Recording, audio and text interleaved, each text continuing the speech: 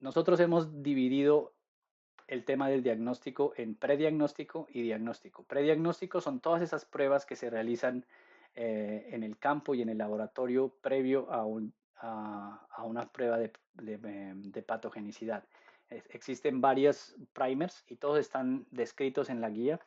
Para pruebas de PCR de punto final, por ejemplo, tenemos los primers de raza 4 tropical desarrollados por Miguel Dita en la Universidad de Wageningen. Tenemos el diagnóstico basado en los 6 genes generados en Australia. Y hay otro tipo de primers que han sido generados en diferentes laboratorios. Tiempo real, igualmente, existe un kit comercial, existe un kit desarrollado, perdón, también primers que están disponibles desarrollados por Aguayo, por ejemplo, que son muy utilizados por distintos grupos. En mi opinión y mi consejo es utilizar no solo uno, utilizar varios, porque principalmente estos de PCR basados en tiempo final y tiempo real son susceptibles de falsos positivos y eso haya sido mostrado muchas veces en varias publicaciones. Estos primers de acá son muy débiles y presentan fallas. De todas maneras, nosotros los seguimos utilizando porque son como validaciones y son fáciles de realizar.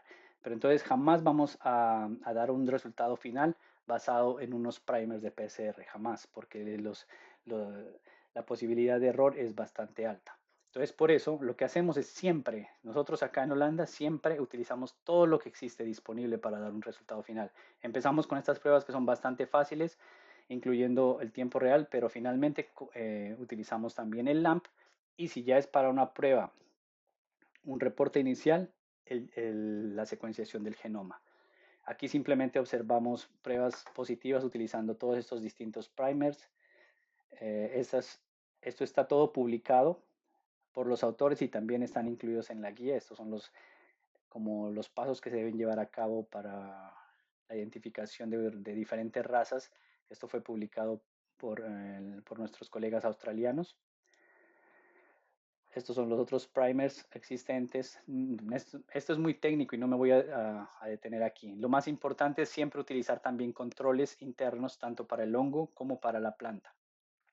Aquí vemos controles que siempre amplifican para la planta de banano y primers que puede que son utilizados para el control de ADN del patógeno. Todo esto está publicado y es fácil de ver. Entonces, esta es una cita muy importante. El buen uso de estas metodologías depende de la habilidad y precisión, perdón,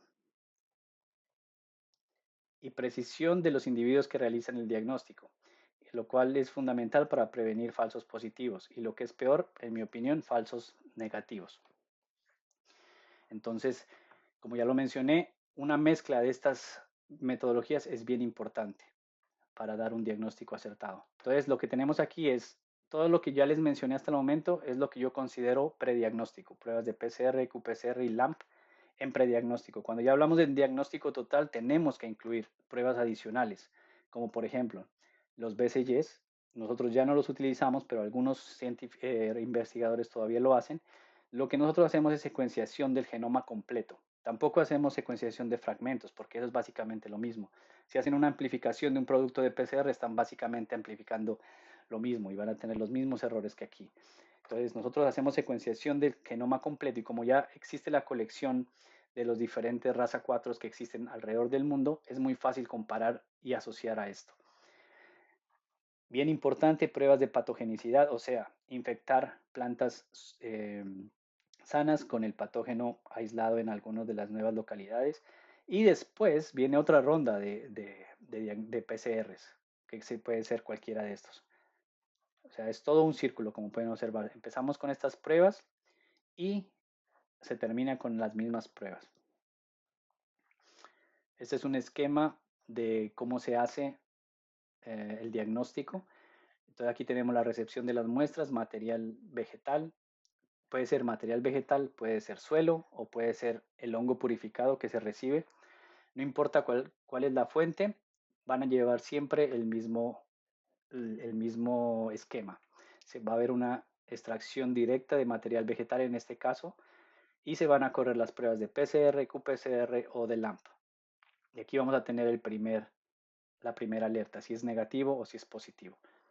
Al mismo tiempo, esto es por cuestiones de hacerlo rápido, porque queremos saber si existe una sospecha o no. Es bien importante hacerlo rápido, entonces por eso se hace directamente desde la planta. Sin embargo, si digamos, si aquí nos da un negativo, no quiere decir que la planta esté limpia. Es muy posible que la cantidad de hongo que se obtenga de ese material vegetal haya sido tan mínima que las pruebas no lo, no lo identifiquen. Entonces, por eso es bien importante de este material vegetal, simultáneamente mientras se hace esta prueba, también hacer un reaislamiento del hongo y después realizar las mismas pruebas sobre el hongo purificado. Puede ser que sea otro BCG, otra raza, pero entonces aquí vamos a estar más seguros. Si nos da negativo, hay que repetir el test, porque por ejemplo, si nos da, perdón, porque si nos da, por ejemplo, aquí, eh, estoy hablando principalmente aquí para el caso de Cavendish. Cuando hay un Cavendish que muestra síntomas y nos da negativo, todavía sigue siendo sospechoso, incluso si nos da negativo aquí. Entonces hay que considerar repetir toda estos pasos. Y si nos da positivo, una segunda alarma y ya viene lo que es las pruebas de patogenicidad. Y después nuevamente una ronda de PCRs. Esta es la guía, está publicada, la pueden bajar de manera gratuita de la página de la comunidad andina o en mi página de ResearchGate.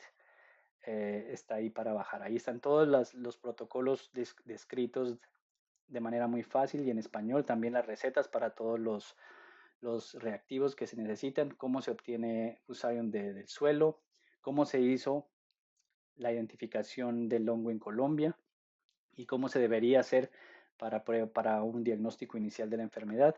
También se describe todo lo del diagnóstico, cómo se hace la parte del LAMP, paso a paso, pruebas de patogenicidad. Y básicamente eso es lo que les tenía para contar. Si tienen preguntas, con mucho gusto.